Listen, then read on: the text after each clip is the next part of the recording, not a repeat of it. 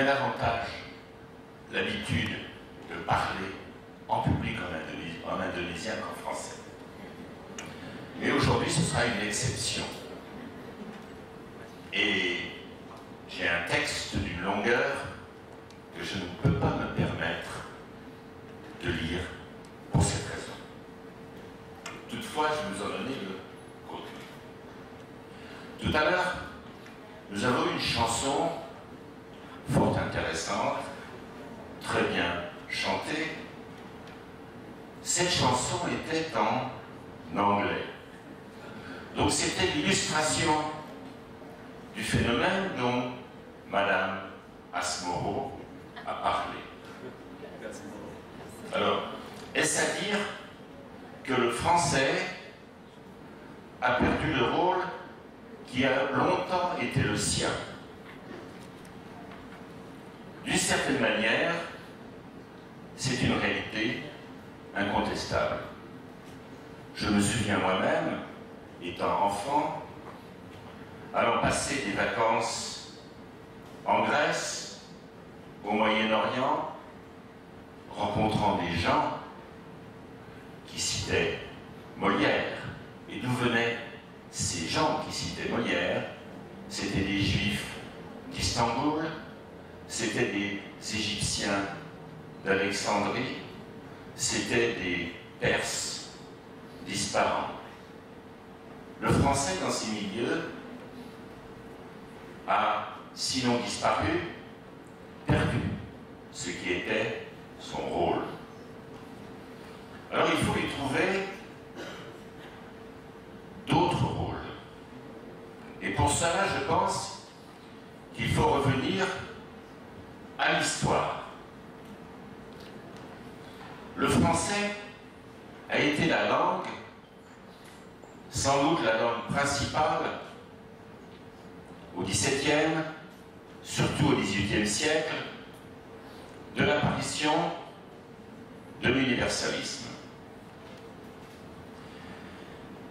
Et il faut reconnaître le rôle de l'universalisme dans la définition des grandes idées qui ont mené à la Révolution française et qui ont entraîné l'histoire dans les siècles qui ont succédé à la Révolution française.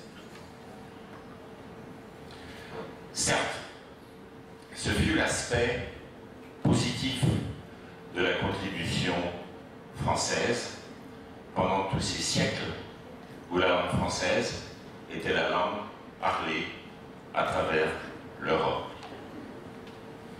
Il faut toutefois ajouter qu'entre, disons, la norme universelle, entre l'humanisme tel que les Français l'ont affirmé et les réalités politiques qui ont accompagné cet universalisme, il y a une différence, parfois, souvent même, tragique.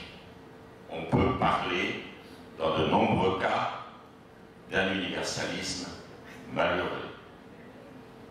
Les Français ont trop longtemps oublié qu'au nom de leur universalisme, ils ont détruit la Smala d'Abdelkader, en même temps qu'à Paris, on faisait la révolution au nom des idées de la République. C'était la même année. Quelques dizaines d'années plus tard, c'était la prise de lait au Vietnam, toujours au nom d'un universalisme, au nom, pour défaire des potentats dont on disait à l'époque qu'ils opprimaient les populations locales. Donc, cet universalisme, d'une certaine manière, était dévoyé en même temps qu'il était affirmé. Est-ce à dire qu'il n'avait aucune valeur? Je pense que non. Je pense qu'il a gardé de sa valeur. Les Lumières ont duré à côté du feu et à côté du sang. C'est au nom de cet universalisme que des gens comme Ho Chi Minh sont venus à Paris. Ils ont appris cet universalisme à Paris avant de le répandre avec certaines modifications dans le nationalisme vietnamien. C'est au nom d'une certaine francité également que Lumumba s'est levé contre le colonialisme belge au Congo. Donc, il y a toujours eu, parallèlement au dévoiement de certaines idées universelles, il y a toujours eu la présence de cette affirmation de la fraternité, de la liberté et de l'égalité. Il y a une contradiction, certes, et c'est dans cette contradiction, en réalité, que s'est affirmée, à mon avis, la richesse de la pensée française. La pensée française est née dans la chamaille, elle est née dans la contradiction, elle est née dans la véhémence, elle est née dans l'opposition des contraires. Et c'est à la suite de la prise de conscience de ces oppositions que la pensée française a redonné vie à son idéalisme à travers la dénonciation du mythe lui-même, de l'universalisme qui était trop longtemps resté européen. Madame Asmoro, tout à l'heure, a mis l'accent sur le rôle joué par les penseurs français. Effectivement, les penseurs français, portés par l'universalisme français, ils étaient d'ailleurs souvent marxistes, en l'occurrence, ont à partir des années 50 fait une étude des discours, y compris une étude des discours universalistes. Ils en ont fait l'étude historique, souvent par des articles publiés dans la revue Les Annales en France. Et à partir de ces études, ils ont mis en exergue le fait que les choses sont plus compliquées que ce que l'on avait pensé précédemment.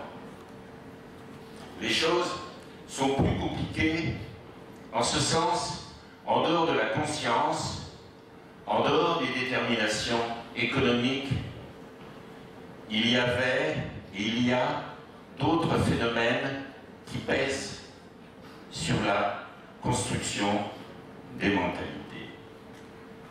Et ces études historiques ont produit les personnalités dont Madame Asmoro parlait tout à l'heure, les personnalités telles que Foucault, qui a mis en exergue, disons, l'omniprésence du pouvoir, des personnalités telles que Lyotard, dont je vous parle ici en Indonésie pour peu qu'on fasse une thèse.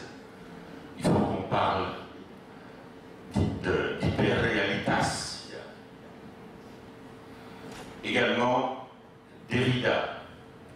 Donc ces penseurs ont révélé, disons, le relativisme de l'universalisme français. Alors qu'est-ce que ça nous dit maintenant par rapport à la richesse de la tradition française? Ça nous dit que les Français, dans leur chamaille, dans leur idéalisme forcené, sont capables de questionner. Ce sont des gens qui portent le questionnement même dans leurs différences. La richesse de la pensée française naît de ces contradictions, contradictions dans la pensée, contradictions dans la société française. Alors maintenant, y a-t-il un message? Bien sûr, cette pensée française, comme on l'a rappelé tout à l'heure, se répand à travers le monde. Le cinéma français continue de jouer un rôle considérable, après que les Français aient eux-mêmes inventé le cinéma. Les penseurs français, je le disais tout à l'heure, sont mentionnés à tout venant. Un peu trop à tout venant. Parce que la pensée française actuelle est souvent manipulée pour servir de support idéologique à un néo-religiosisme, à la mise en exergue des religions et des identités ethniques. Il y a une manipulation actuelle de la pensée française, souvent ici, en Indonésie.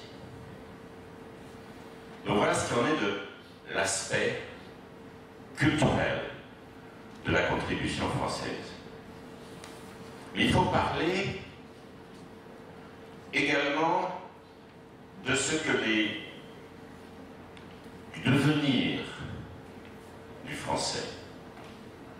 Le risque pour la France, c'est que le pays vieillisse et que le pays n'arrive pas à surmonter les réalités de son histoire coloniale.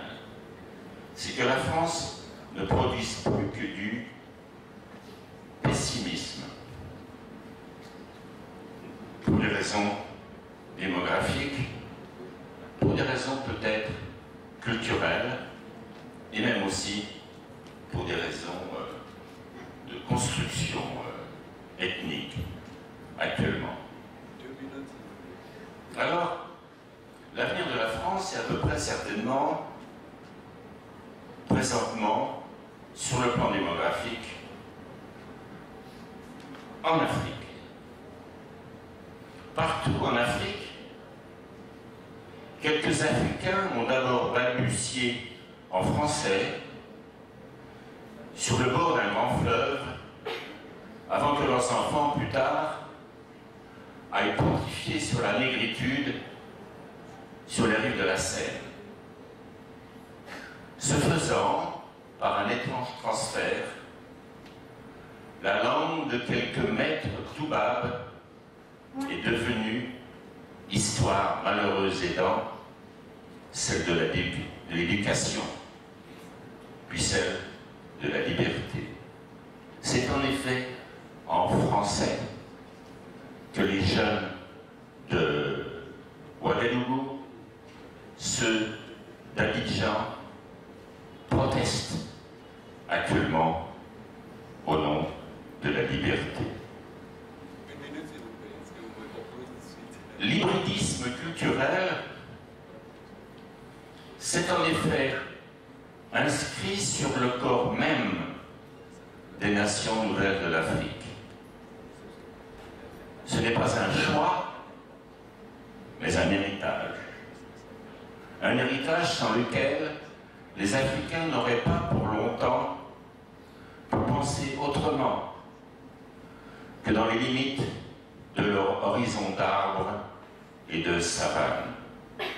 Maintenant, le français est devenu autant la langue simple des lavandières des marchés d'Abidjan que celle postmoderne des diplômés des universités de Dakar et d'Abidjan.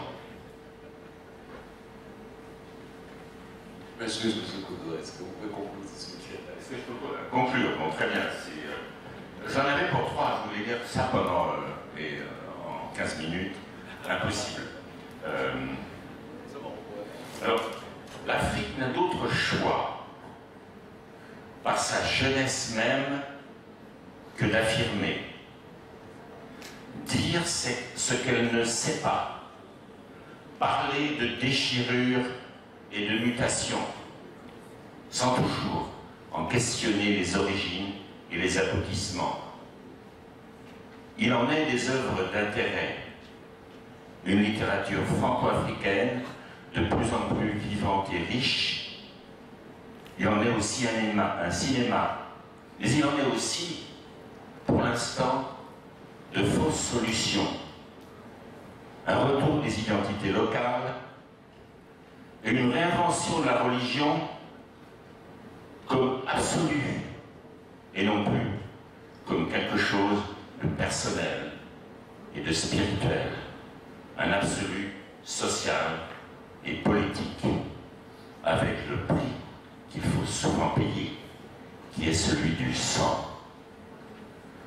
Nous osons espérer qu'il en naîtra, comme autrefois sur les bords de la Seine, un nouvel universalisme et aussi son contraire.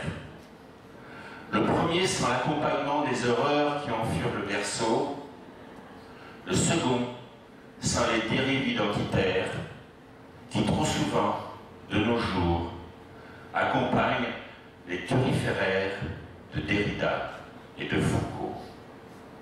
L'Afrique doit en effet, si elle parle français, questionner et questionner l'autre, accepter ce dernier comme elle s'accepte elle-même. Dans un avenir proche, cela signifie contribuer par l'éducation et une politique culturelle adaptée à la préservation ouverte des mémoires locales, de sorte que les identités ne se fourvoient pas dans les méandres de l'ethnocentrisme et d'un religiosisme étroit, et s'orientent au contraire vers la résolution des défis économiques, sociaux et peut-être surtout écologiques du futur de l'Afrique, qui est aussi notre futur commun. Karima Kassim. Merci. Merci, M.